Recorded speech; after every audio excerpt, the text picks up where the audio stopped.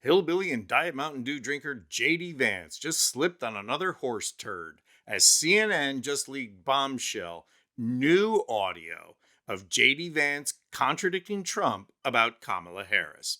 I'm going to play that audio in just a second, but first, let's have a little sympathy for JD Vance. I mean, you really have to feel sorry for the guy. He's from the suburbs, but he wrote a book pretending he was raised on a Kentucky mountaintop. Netflix turned it into a movie, and it flopped. But being a Yale graduate, JD knew how to fall upward, and so he kissed Donald Trump's golden diaper and became a senator. Then the weirdest billionaire since Elon Musk pushed him on Don Jr., a veritable expert on bad ideas, and boom, JD is now a vice presidential candidate alongside a convicted felon, adjudicated rapist, and the worst president and presidential candidate in the history of this country. What's not to love? I mean, come on. Who can't get behind a guy who criticizes childless women and calls them cat ladies? Who can't get behind a sofa humping guy who has dolphin fantasies? No pun intended there. And seriously, can you really fault anyone in this campaign for not being able to get on the same page? The shift from Biden to Kamala has the Trump campaign in trouble. They are absolutely dazed and confused and don't know what to do. The first clue came when Trump posted this. Shouldn't the Republican Party be reimbursed for fraud? Just asking. And now the Republican chorus is singing every tune imaginable, trying to take down Harris. It's hard. No, it's impossible to figure out which is funnier.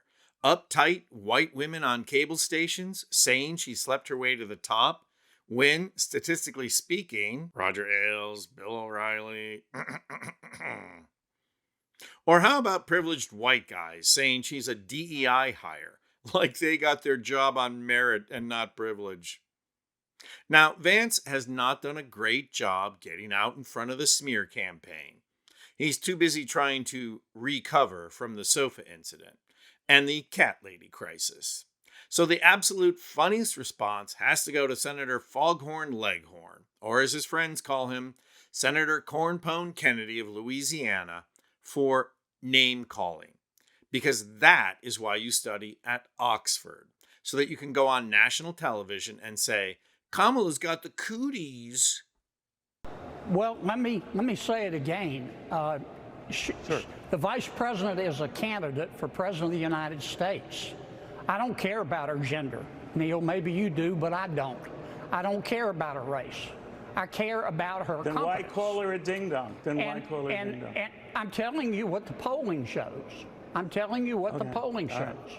And it does. And I'll be glad to sit down with you and walk you through the polls. Please do, because I never know when it's constructed to call people names, you know, Senator. I just, on the left or the right. But I'm sorry if it hurts your feelings, but let me say it again. Senator, you keep bringing it back to my feelings. My feelings matter a little. All I'm telling you is if you think you can gain this November calling people names, I don't know how far that goes, left or right, but we'll see. It's still early, to your point. Your feelings seem to me like they matter to you a lot, Neil, and I'm trying to be objective here. Let me say it again.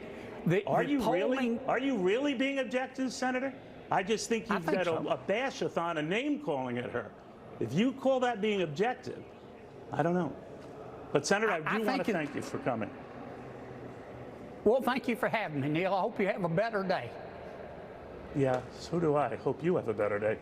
We'll have more after this. Note to Trump campaign, when Fox News is trying to get you to take another direction, you know you're barking up the wrong tree.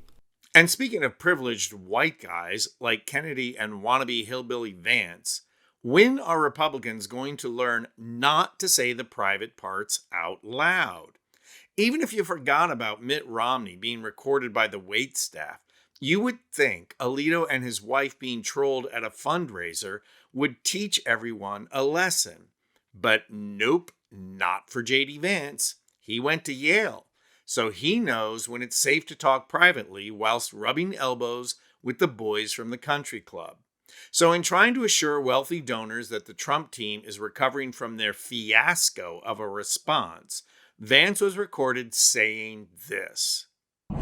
All of us were hit with a little bit of a political sucker punch. The bad news is that Kamala Harris does not have the same baggage as Joe Biden because whatever we might say, Kamala Harris is a lot younger, and Kamala Harris is obviously not struggling in the same ways that Joe Biden did. Candid comments there, and they may just be an accurate assessment of how much Biden dropping out of the race has shaken things up, truly. But compare what you heard from Senator Vance there to what former President Donald Trump said publicly just a few moments ago on Fox.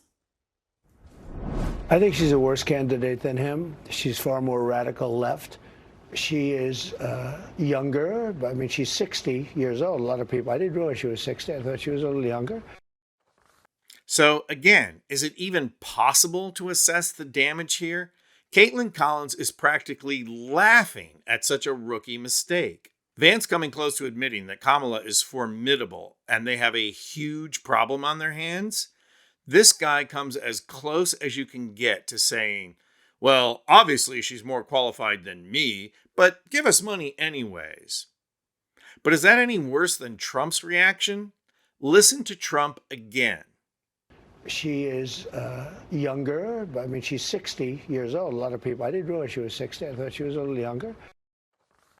Now, you and I both know what Trump is thinking here.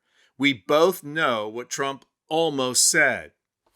She's far left, and yes, she's really hot. I wouldn't mind shaking that tree because, after all, she's talking about coconuts, and it's like Gilligan's Island. We love Gilligan's Island, always drinking out of coconuts, but you had Ginger and Marianne. You have to admit, Ginger was hotter, but you can't ignore Marianne just because she was younger, and that's why Kamala is part of the radical left. Meanwhile, candidate Harris is out on the campaign trail, slamming Trump and his campaign, and letting social media destroy Vance. Yes, Harris's campaign is breaking all kinds of fundraising and internet records. White women for Harris literally broke Zoom. White dudes for Harris just raised over $4 million last night and drew the wrath of Elon Musk, who booted them off of Twitter. Elon's taking his ball and he's going home. But the other record that the Harris campaign broke is directly related to JD Vance. As impossible as it may seem, there were more cat memes on social media over the last 48 hours than in the history of the internet. So kudos to Vance for awaking the sleeping giant. Not to worry, JD, because it's not like your cat lady comment is going to lead people to other stupid comments you've made. Like parents should get more votes than single people. Dude, you just keep going. Because anyone who can make Dan Quayle look like a solid VP choice is surely bringing joy to millions. Yes, JD, they've got that joy, joy, joy, joy down in their heart. You've made even liberals hillbilly happy. I'm Anthony Vincent Gallo for Occupy Democrats.